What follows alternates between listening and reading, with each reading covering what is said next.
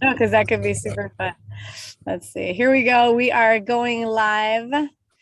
It is March 15th. Yes, it is one of my favorite dates of the year.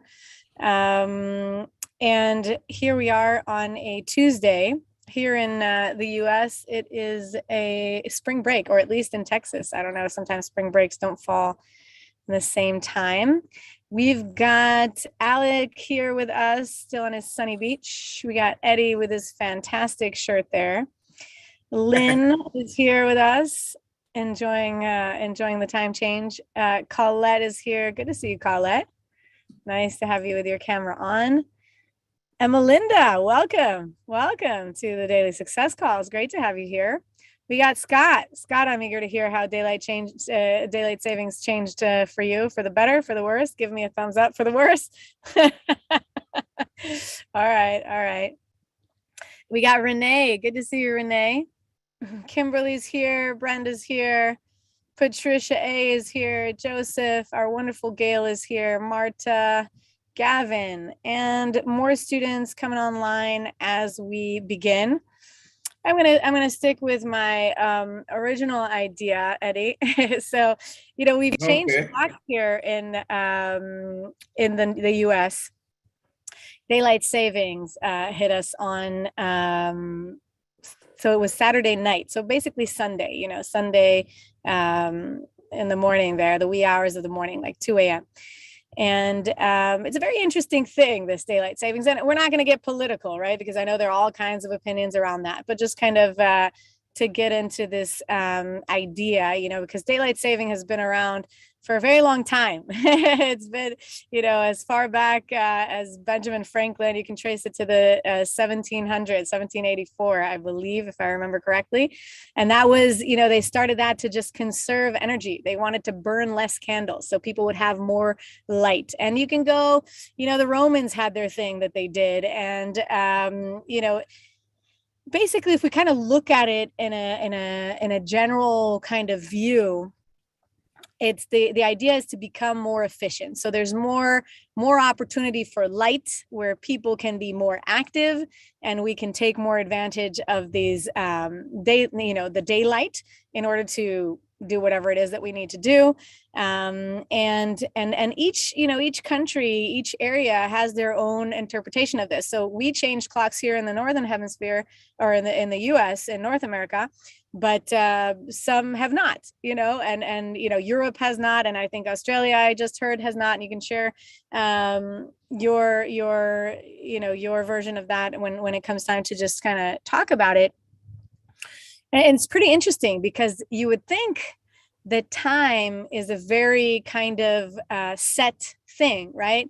We know what time it is. If we want to get onto a train, we have to arrive at a specific time. We want to take a bus. We want to get to a class. We want to join this meeting right here. We have to be on time, and we have to arrive at a specific time, or the meeting will be over. I mean, we could do whatever we want. So we kind of have this idea that time is very stable, constricted as it is. But if we kind of look through history at how people were able to really bend and play with time and manipulate it as they wanted, just kind of make it, I'm gonna see, there's some background noise here, just kind of play around with it as they see fit. That was accepted. It was a thing that you could do. You could change the clocks. You could kind of get this general consensus going of, why you want to do this. I'm just going to share this funny thing that I pulled from the internet here. I'm gonna read it to you. In 1895, New Zealand, this entomologist and astronomer, George Hudson, he proposed the ideas of changing clocks by 2 hours because he wanted to have more daylight hours to devote to collecting and examining insects. I thought that was just something that had to be said, so that we could kind of, really look at time with a different perspective. Because, I think that we also we have birthdays that we celebrate that come around. I was saying, this is one of my favorite dates. It's my brother's birthday. So, for years, this is the date, and you celebrate this day. And this is the day where, it comes around every year, and you feel like you're getting older, and you look in the mirror and it looks it, whatever. So time is a concept that we've really got used to seeing or observing, perceiving in a specific way, but it hasn't always been this way. And if I pull some of these examples from the Roman time, y'all will be like, what were they doing? They would play with, it wouldn't even be round hours. It would be like to minutes, 4:02 and 3:33 or something like that. They would just play with the time however they wanted it. And so it's pretty interesting. And I'm not going to spend all my time just kind of sharing examples. I see lots of hands are up already. Okay. But this is where we're taking the conversation. So just kind of give you this prefix of, just looking at time and how daylight savings has evolved, and why people were really trying to do it. And it comes into this idea of efficiency, right? People want to be more efficient. This is where I want to bring our topic around, because I think even to today, right, we really try to organize our calendar, organize our schedule, so that we can get the majority of the things that mean most to us, right? Efficient for me will not be the same as efficient for Alec. It won't be the same as efficient for Lynn or for Eddie or for Pat. But it will be, it will be related to what we need to get done, right? Even I mentioned it's spring break, right? So efficient during spring break for me looks completely different. For me, it's like making sure the kids are happy, enjoying their time on vacation. It's less around the constructs of getting things done and meeting those things. So it's also interesting to note how this can change, this can shift. These habits that we establish, or the way that we go about our day. And, one of those books that we recommend to you by Stephen Covey, 7 Habits of Highly Effective People, is a really great book to review. If you haven't, I would highly recommend it. You can download summaries from the internet if you don't want to read the whole thing, and just kind of give it a glance, because he really has great ideas that he lays out in this book. And notice these is like highly effective people, right? Very efficient people. So again, we're looking at the world. People are looking at the world and saying, kind of gauging it. Okay, how do we do the most with the time that we're given? Okay, so we all have our allotted time on this earth, and we're born, we're all going to die. And so we want to, this time that we get to spend here, how can we make it to the most efficient, the best, the most beneficial to us?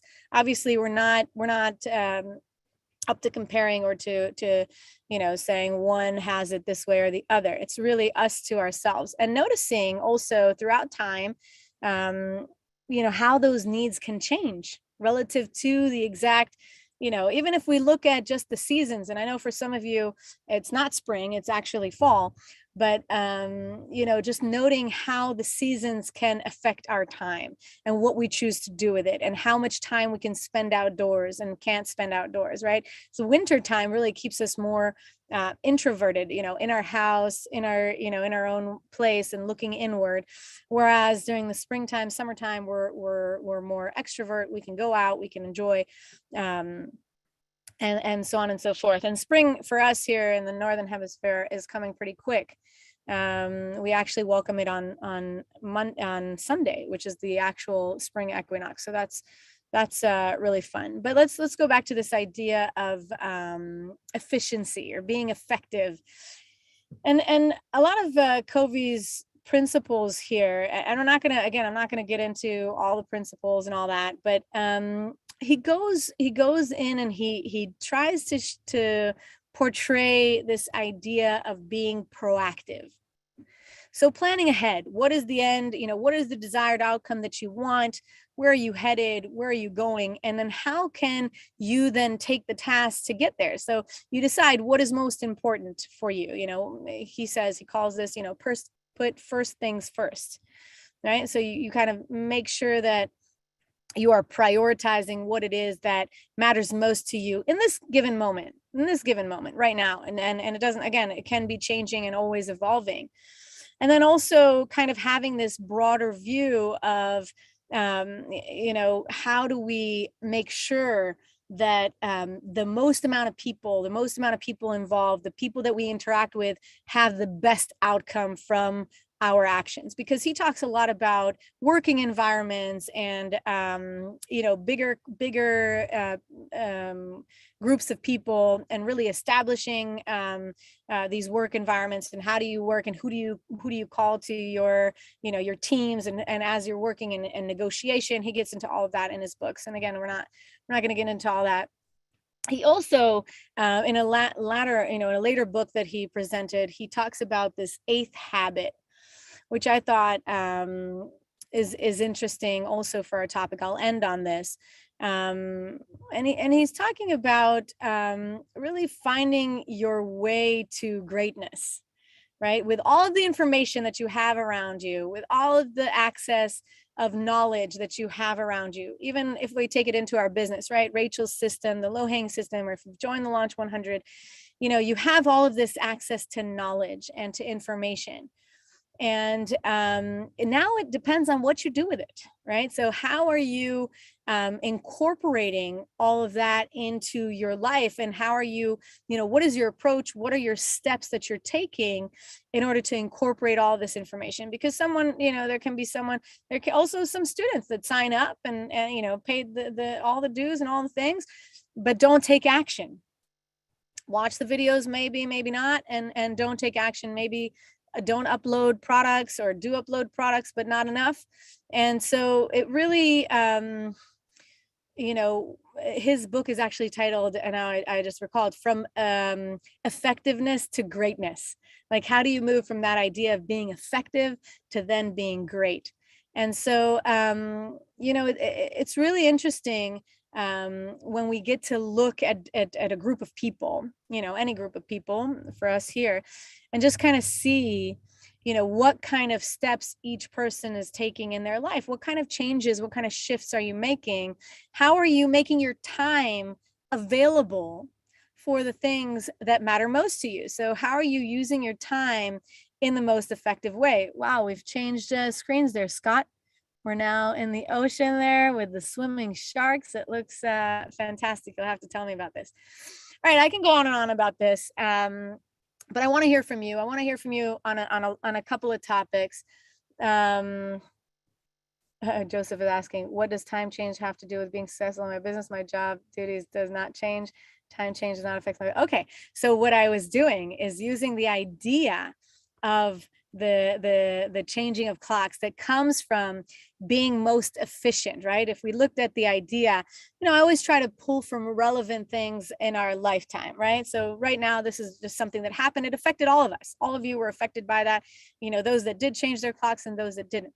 And then to understand why this even started, why are the habits that started, and then to take that into, to take this idea of being effective, and how do we relate that to our business? So I just kind of made this little journey. If it doesn't connect in your mind, that's okay, Joseph, but it did connect in mine, and we'll hear from other students here to see if it did resonate or not. So what I want to hear from you on a couple of things here. I want to hear about this time change and how it affected you, because I'm curious. Each of you is living in a different area. And then, this idea of efficiency and of making, doing the most with the time that we're given. And how do we even go about kind of arranging our day in that way? There has to be some kind of prioritization that we set for ourselves. I often offer here on these calls to really make a pie or a circle and write down the things, that matter most to you. And then to just kind of see how are you going to prioritize those throughout your day? Look, lots of people are excited to speak, Joseph. See, it landed. So here we go. Eddie, let's start with our wonderful Eddie. Good to see you, Shaq. Let's see. Eddie's ready. You have to unmute yourself. There we go. All right. Well, I guess I'm going to be a contrarian now. Time's always been something that was always on my mind. I think it's always on everybody's mind. See, Einstein said time is an illusion, and he's right. Mm-hmm. There's no such thing as time. Now think about it, people. Time is manufactured. We know that because all you got to do is look at your clocks or your timepieces and see what time it is where you are. How can time be this many places different? It's because it was manufactured. I mean, it's based on, the celestial bodies, Earth moving around the sun. You go to Alaska, I mean, goodness gracious. I mean, I hear stories of people saying it's dark for 6 months. Then sometimes you got so much light, you go crazy, so trying to get some darkness. And I'm going, okay. I always had to think about time because my father was a single parent and clocks meant something. I had to get out of school 3:15 and be home by 3:30 and call my father who was at work. Clockwork. I had to first get my sisters from who was keeping them, get them all home and have all this done in 15 minutes. If that didn't happen, I got to whip it. Because that's the only way daddy could control what was going on with us so he can not be going crazy about what's happening to his kids while he's at work. So time got important to me. Time got important because I spent most of third grade in the principal's office. And there was a big clock up there with his hand going around. I'm watching the time, 9, 10, 10, 10, 11, 10. When are they going to let me come back to class? Never. So I started hating time. But the thing about it is, when it comes to business, we manipulate time because we're trying to get efficiency. What does it mean to you? And that's what I'm thinking this Joseph, I think his name Joseph Smith. What's he talking about? Yeah. What does time mean to you when it comes to your business? I mean, there are certain things I've already done today, getting up in the morning, that's routine. I got it disciplined in me because there are as in one thing, getting my spirit up. I mean, I have to control myself when I get on these because I'm already jacked up.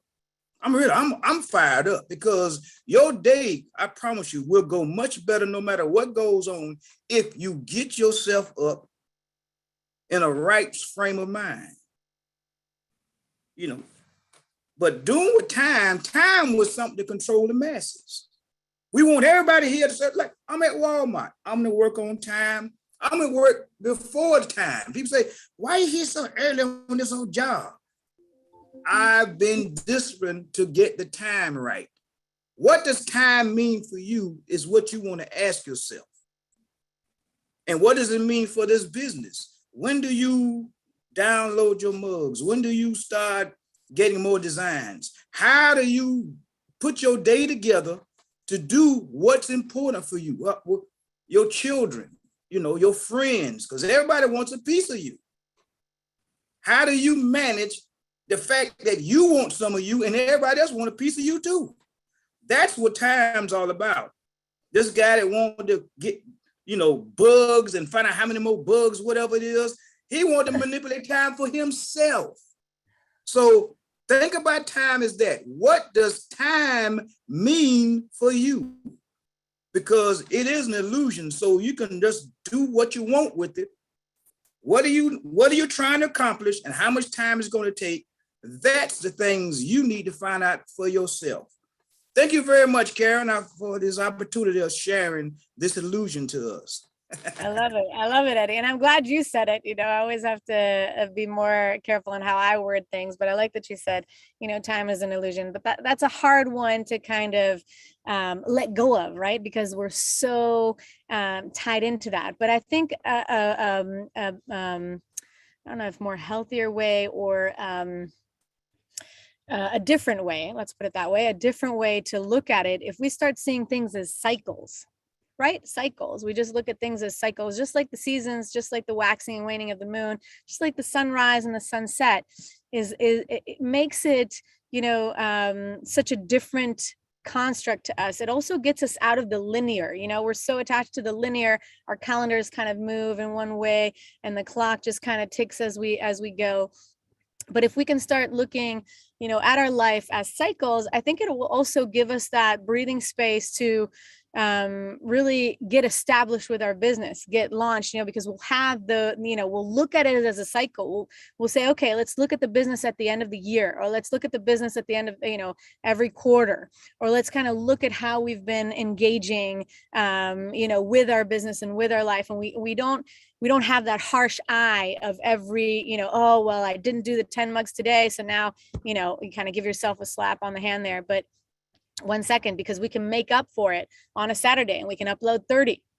And then when we look at the end of a cycle, wow, okay, well, I actually did average 15 mugs a day, or I actually did average, 20 mugs a day, or whatever it is. So we start looking in cycles, and, it's just, I think,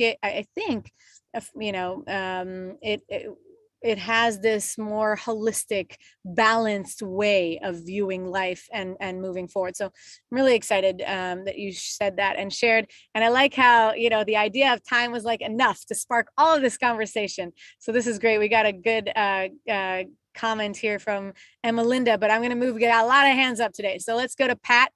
Pat, let's hear from you. Great to see you. Thank you. Basically, time is elastic. It is. If you think about it, I made a comment one time in the presence of children, and I can't remember what children, whether it was in school or home, that the summers seem to go so fast for adults, and yet for kids, it's forever. And one of these bright, mathematically gifted children said, well, I'm 10 years old, and it's only like 10%, of my life. He says, but when you get to be 40, it's 1/40th of your life, so it really goes fast. And at my age, and I'm sure others close to my age would say, the years, I mean, sometimes I just have no idea where a year went. It goes so fast. But when you're in the zone of doing something, that you like, or that you're good at, or whatever, the time, doesn't mean anything. You go until you finish. And my day, like my childhood, was like Eddie's. My mother went to work at 4 o'clock and worked till midnight. And, from the time I was about 6 or 7 years old, I used to come home from school, check in with her before she left. Then I'd have to go pick my brother up from daycare and fix supper for my stepfather, who came home at 5. So, there was a really big routine. Now, I get up generally about 7.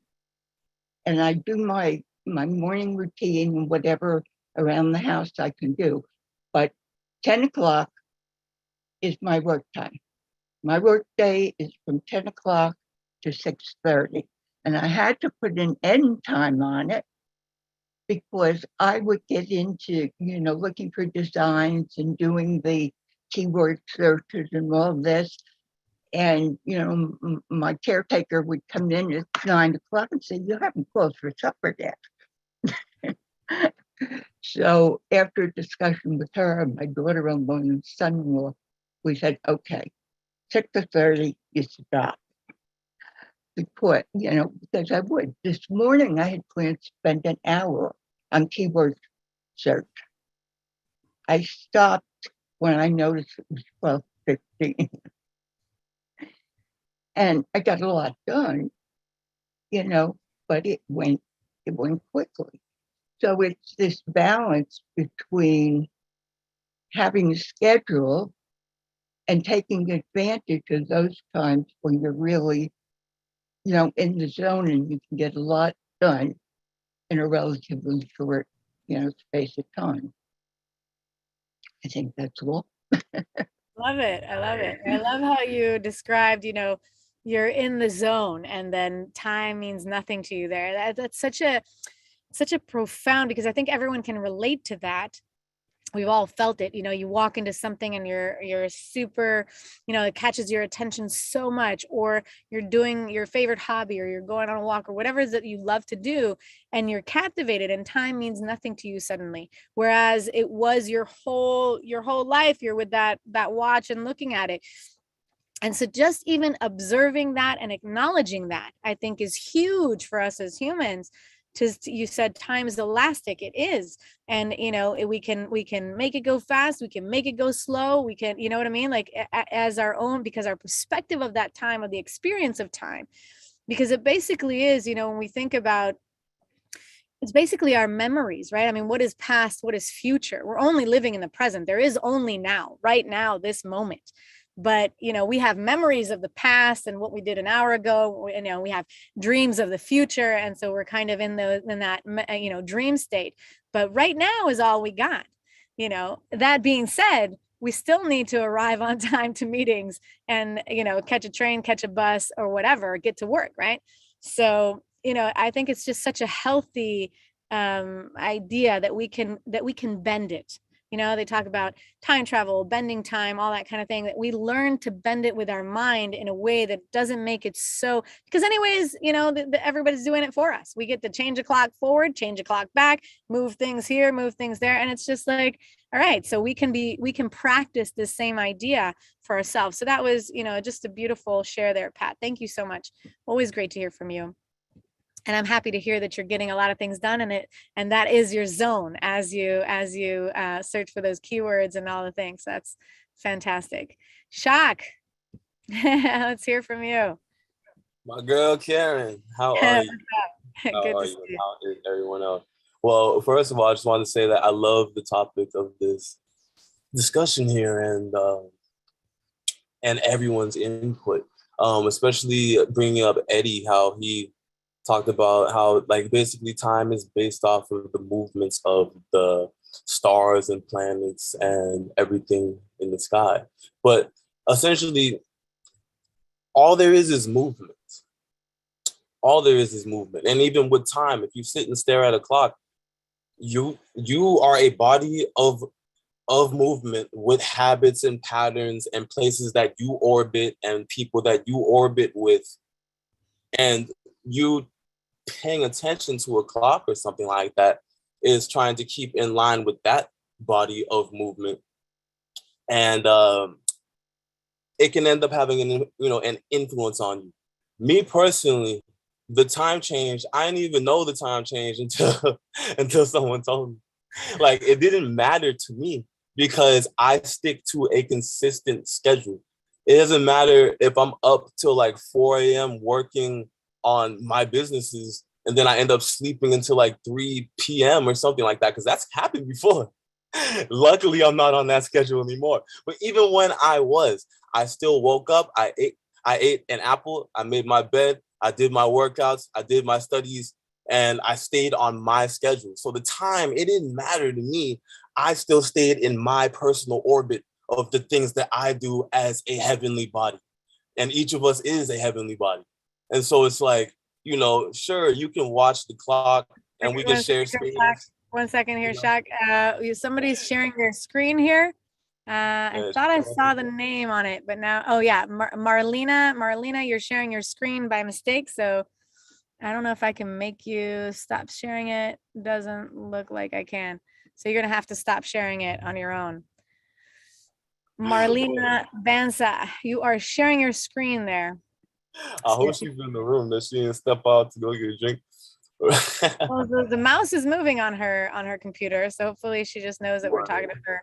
But see, this is a perfect example of how like each of us is in orbit with each other, and someone's activities at a specific time can, influence our time. But at the same time, you gotta be a powerful spirit and stay on your path of what you're doing, and also on the note of just being effective and things of that nature. A thing that's really helped me is that Like I've heard people, especially highly affected people talk about how they schedule everything and stuff like that. And I always wondered what that meant until I started to do it.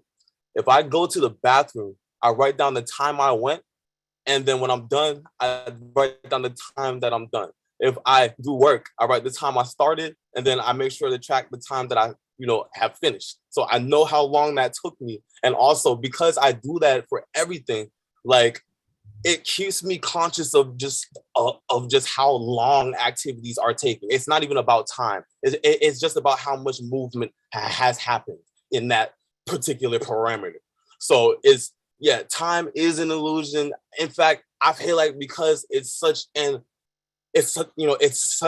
illusion that we shouldn't even be talking about it, and that we should only be talking about our movements and what we're doing, because that's all that really matters. Like we can count the time and stuff like that. Because I think about this, and this will be my last point, is that it's all energy and it's all movement. And like if you even think about what a number is, all that a number is, because a number doesn't exist. You can't find one in life, but here's one right here. This is how one is moving. It is singular, right? Of course I have pieces, but then we all come together. So a number is what energy looks like in a particular movement pattern, right? So with that in mind, kind of, that's kind of off track, but hey, yeah, it's all about movement, guys. I just want to share that and say I love you. I hope you all kick ass today. Hey. I love it, Jack. I love it because you started by saying, I'm outside of this kind of construct of time. I live in my own little zone. I do my own thing. But then you also shared how time is a tool for you because you're using it as a tool to gauge how you're going about your day. So, you kind of had these marks. Okay, this is this and this, and you're using it as a measurement, basically, like almost like a ruler. Like, okay, this is how much I'm spending.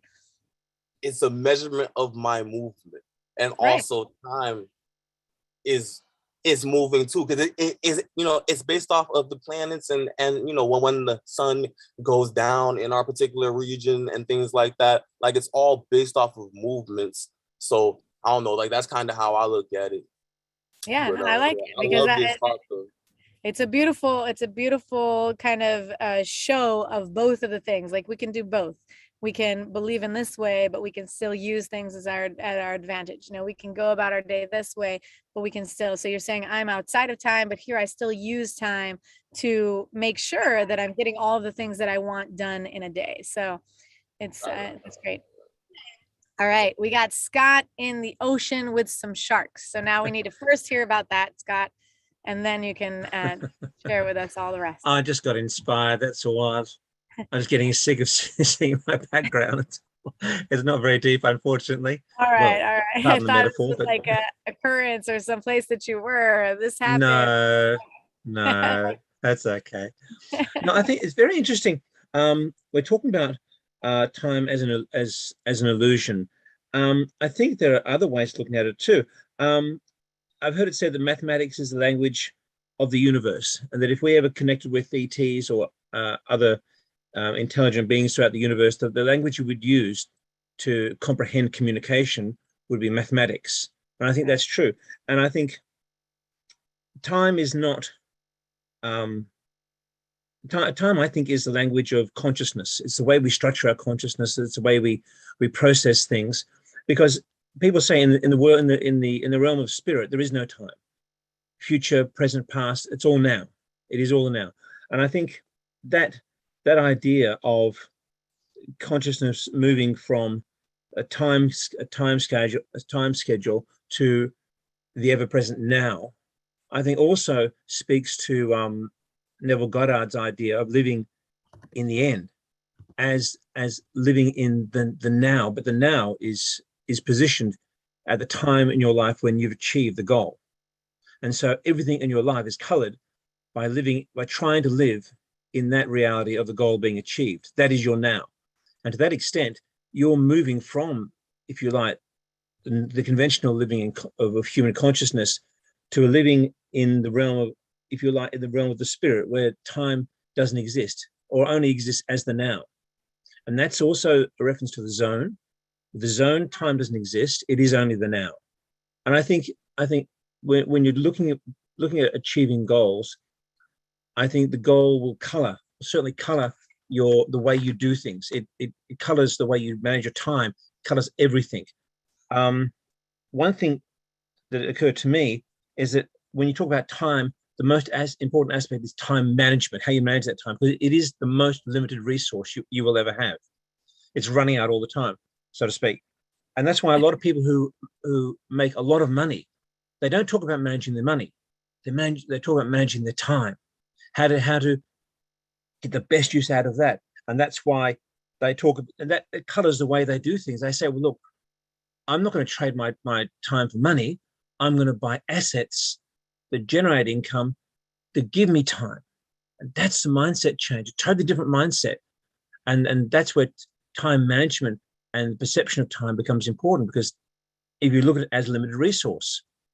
And also too, I think in terms of time management, I think you'll get the 80-20 rule come very much into play. The idea is, in my case, I say 80-20 as basically the learning and the doing. When you first start a business like this, for example, I would say at least 80 or 90 or 95% of it is the learning, and 1% is doing, because you want to do to some degree in a way that's decent. But as you get better and better, that 80-20 will eventually turn to 20-80. So you'll be learning for 20% and doing for 80%, and eventually learning 5 or 10%, always still learning, but then the doing becomes the dominant thing, because you're doing it so efficiently and so powerfully, because you know what you're doing. You don't know what you're doing, you're banging into walls all the time, and it's very hard. And that's why the 80-20 becomes 20-80, and that sort of methodology, I think, works very well as well. And generally, what I do, I divide my time in terms of my goals. I use that as a measure of my time management. I basically divide it into I don't speak in terms of chunks of time, but I think in terms of, this is the time I've got. How do I divide it? Okay, I divide it in terms of the goals, how important those goals are. And again, the 80-20 might apply again. My primary goal is 80%, and that's where I spend most of my time. And 20% on the other things, until I achieve success in that goal. Then I'll move it back to 20, and I'll have another goal for 80. And then when I succeed in that goes down as well. But so the 80-20 rule can be very effective, but it's all about time management, using that limited resource. Very important. Anyway, that's what I have to say. Oh, and exactly, your journey was exactly why I led the conversation into like efficiency. But I saw that, time was something that everyone wanted to spend time on talking. But that is exactly that. So once you kind of look and observe it all, what time means to us, then how do we turn it as a tool to make ourselves and our day more efficient, which is exactly what you talked about, time management. And then you talked about the idea of, well, you talked about different things, but I'm going to take it into, how physics talks about space time, right? Well, there was an alternative that was offered recently. I don't know if you know Nassim Haramein, but he's a physicist, and he kind of does a lot of self-study, and he's got the Resonance Project, and he's pretty interesting, and I've heard him speak many times. And he offered to change it to space memory.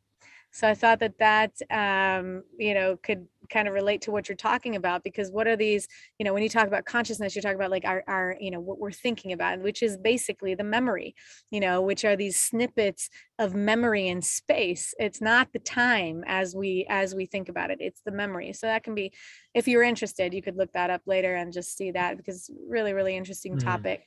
I'll move on to Alec here. Alec, share with us, please. Thank you, Scott. Really. Yes, ma'am. So I did hear a lot of very interesting things that actually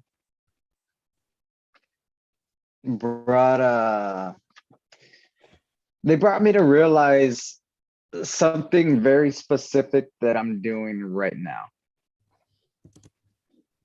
And you see, I started on this. I started on always wanted to write a book, right?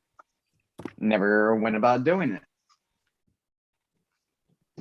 But see, I procrastinated on it for so long, for way longer than a decade, close to 20 years, not exactly though.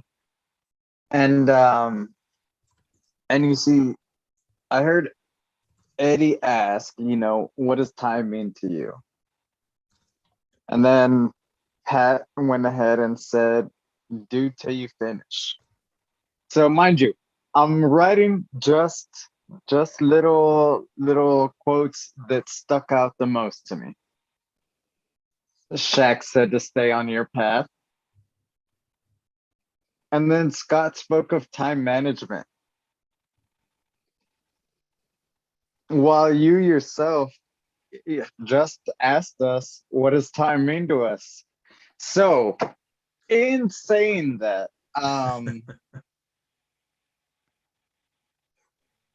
you know what? I started.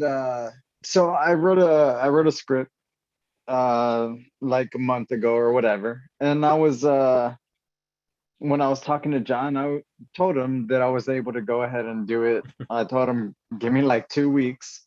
I did it in like 7, 8 days. Cool. This time I started with this story, and it has just it has I think I think what she said stuck with me the most, do till you finish. And it started making me realize of what exactly was my most important thing right now. And seeing as how this has been on the mind since high school, which is way longer than 10 years. I started thinking about writing this, and then something came to mind. Who's to say I can't finish this book in 7 days? Who's to say that wasn't always my intention? Like, can I finish this by Friday? It might be Friday night, maybe Saturday morning, but this can get done. And it really did stick out to me that everyone did pretty much, for the most part, and maybe they didn't say those words exactly, but for the most part, everybody's main meaning behind what it is that they were saying was that, time is an illusion. So if it's an illusion, that means that if I've been telling myself that I want to get this done for the longest time, but nothing ever got done, well, it's an illusion, which means that it is what we make it.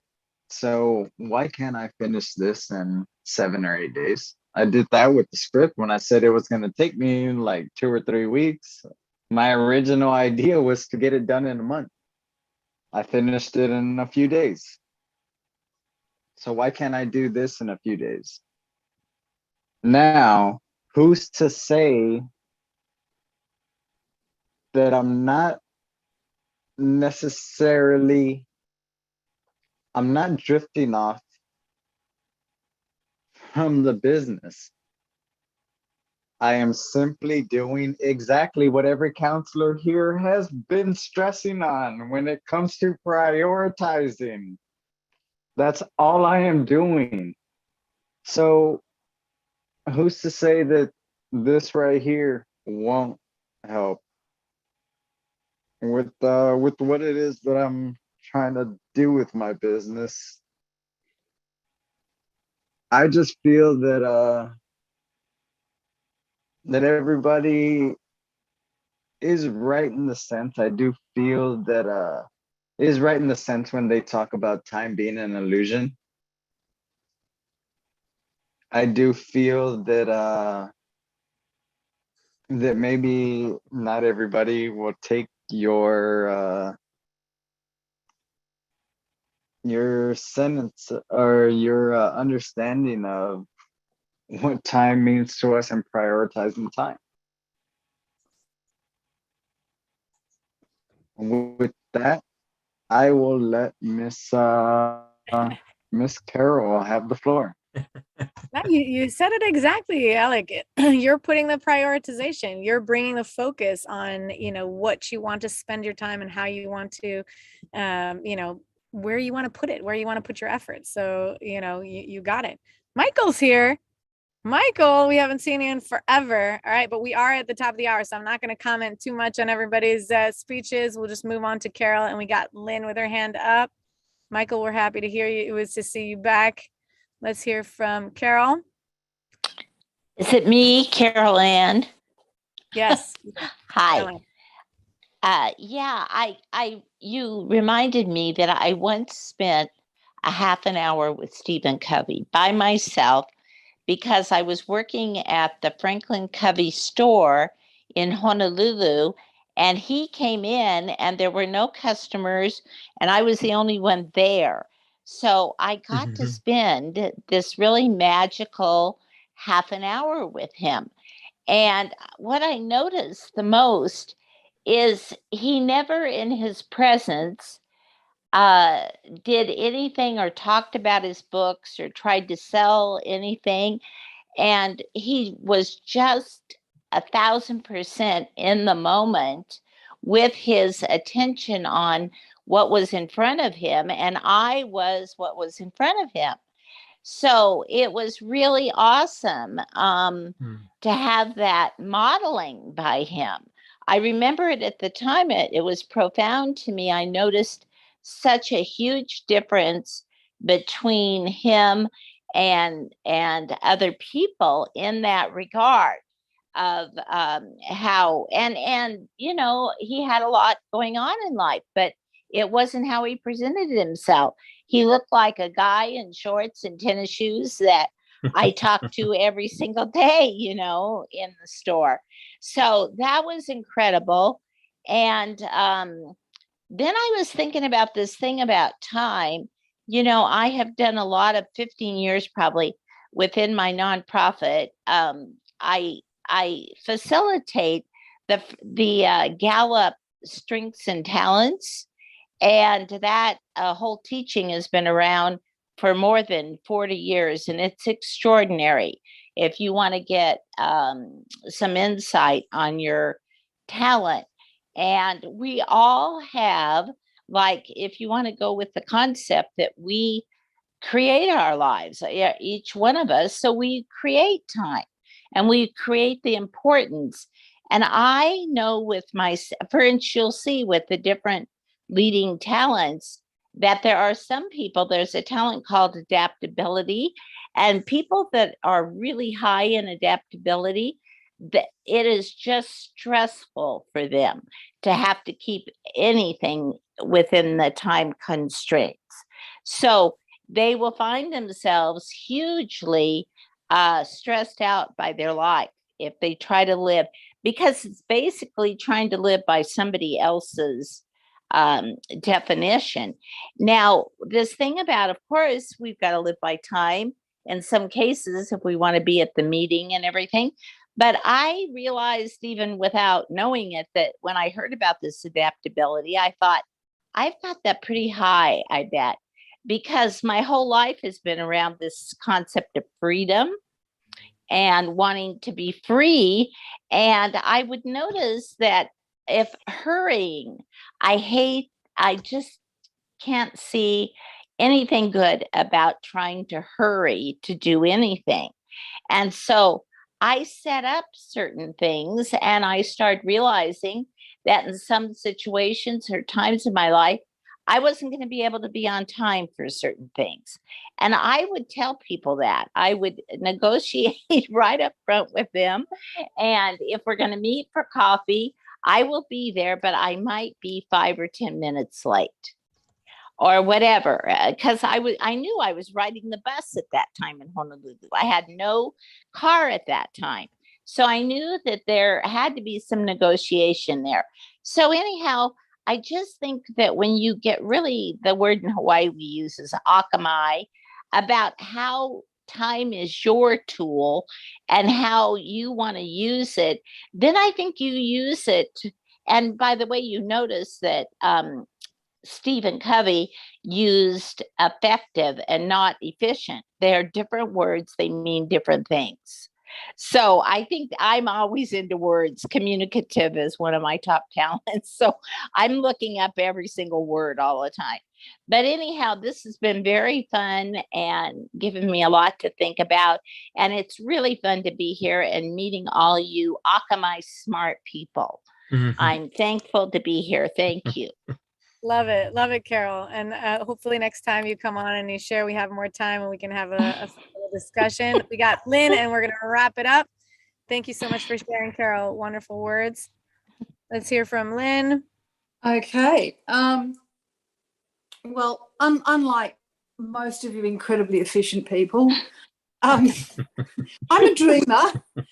And so, well, yeah, I have my lists of things to do during the day, and it's all very sensible and planned. I dream. And sort of by the time I come back from a list, it's like, oh, missed that one, missed that one, missed that one. And then I'm kind of like, okay, I've got to catch up. And I'll sort of do a really late night or whatever.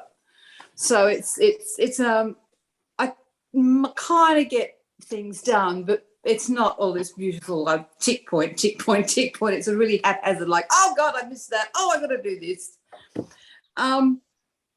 And it was really nice to hear you talking about looking at things in cycles where you actually hit the averages anyway. And I thought, oh God, thank you very much for saying that.